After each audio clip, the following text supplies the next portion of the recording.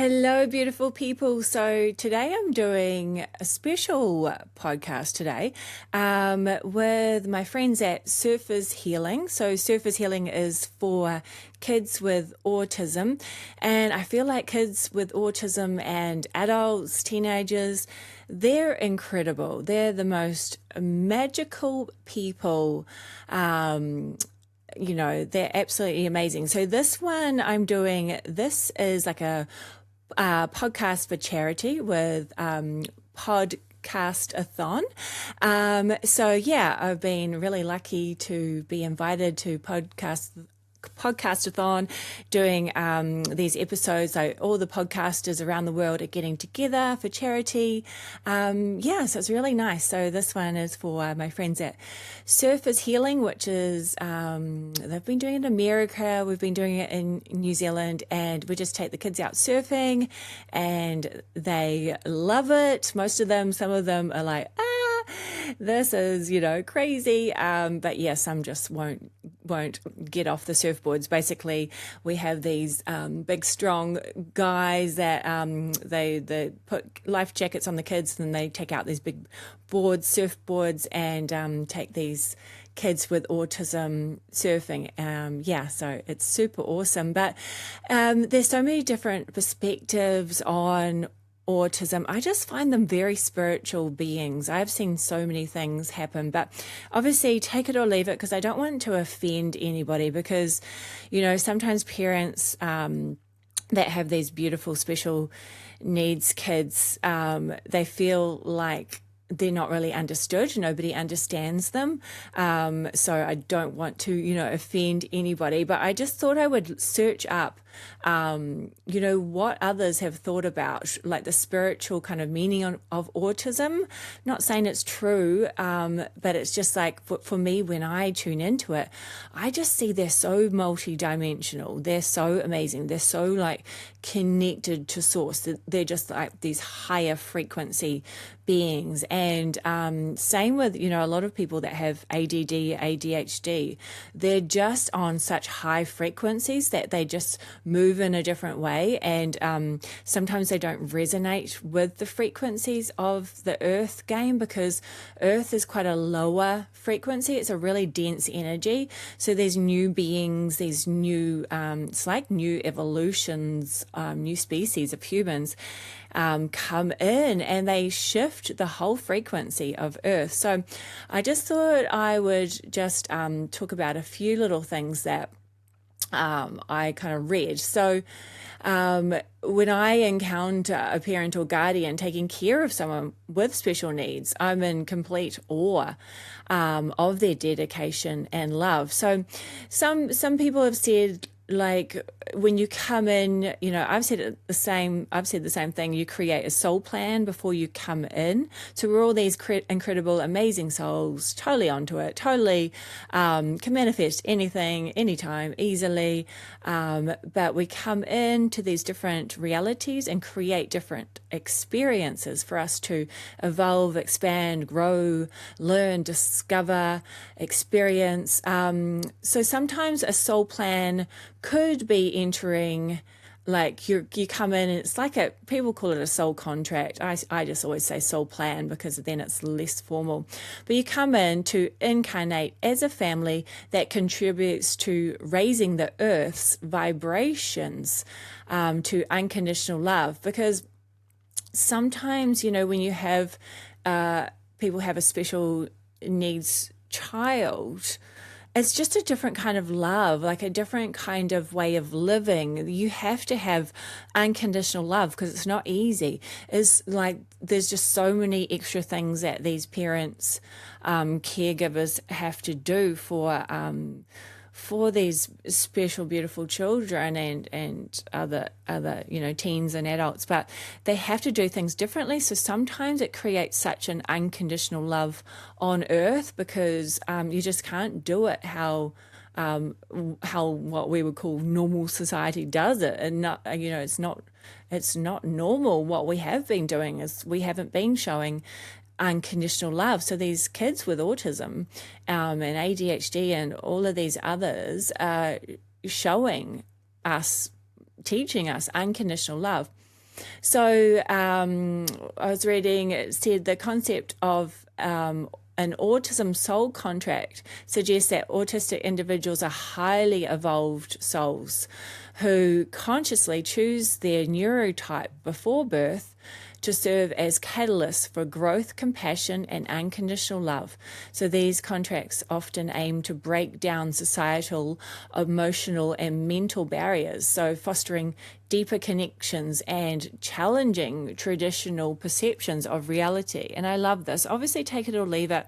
Really don't want to offend parents that, have these daily kind of challenging situations, but I just feel like these kids are just such higher beings of light. So key aspects of the autism soul contract perspective, so it's a higher purpose and growth. So from this viewpoint, autism it's not a disability or a limitation, but rather a deliberate choice to experience a specific, often challenging life path that fosters evolution for both the individual and their surrounding community. So I don't want to say that, this is what parents have chosen and these kids have chosen this. I don't want to say that if it offends people, but it is an interesting perspective as well, that they're obviously like such powerful, brave, incredible souls to kind of come in with these conditions, so, and to help this whole world show a different kind of love that we haven't seen before. So they can be catalysts for love and empathy. So autistic individuals are seen as souls who teach others to look beyond superficial conformity and practice a deeper form of love, empathy, and cooperation.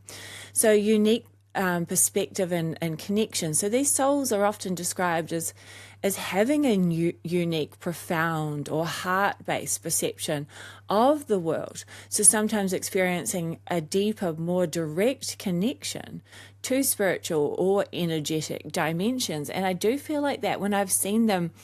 I saw this gorgeous girl. I'm not sure. She was probably about 5 when we were doing surface healing one time, but she wasn't to do with surface healing. I just saw her in a restaurant, and she was in a wheelchair, and she was looking around, smiling and laughing at what looked like to parents, or looked like to everyone else in the restaurant, looked like nothing.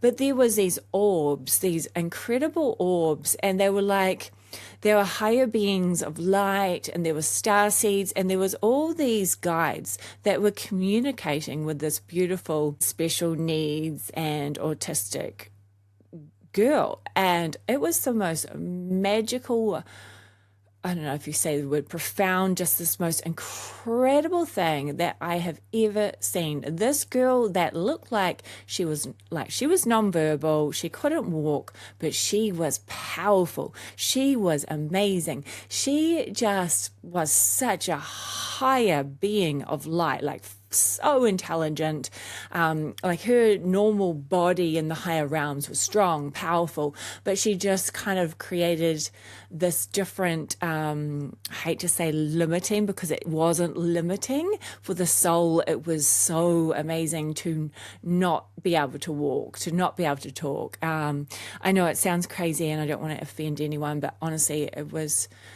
these souls are just magical. So other people say that this is like collective lessons as well. So just how to, just kind of, it's about pushing humanity towards greater understanding and acceptance of diversity, because we haven't been as inclusive as we should. We haven't been as loving as we should. There's been people that have been mean or bullying or these horrible things. And so these little gorgeous souls can create more inclusion, just create more love in the world. So Other people think that these souls come in for healing and transformation. So the relationships surrounding an autistic individual, particularly with parents, are sometimes seen as opportunities for profound personal healing